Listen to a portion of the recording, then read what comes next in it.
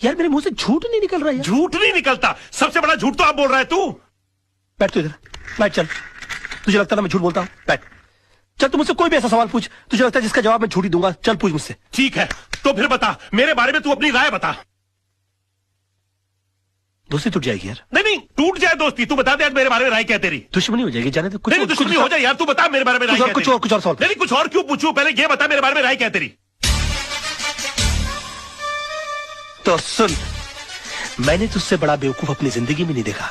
अभी जिस शहर में बगैर मतलब के लोग किसी को पानी नहीं पिलाते, वहां पर तूने मुझे रहने के लिए अपनी खोली दे डाली। और उसके बाद तूने क्या सोचा कि मैं तुझे राजा हरिश्चंद्र समझ लूंगा? उसी वक्त तू मेरी नजरों से इतना गिर गया कि मुझे यकीन आ गया कि मैंने डफर से दोस्ती कर ली।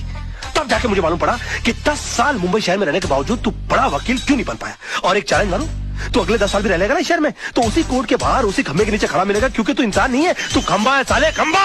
यार मेरे मुंह से झूठ नहीं निकल रहा है। झूठ नहीं निकलता, सबसे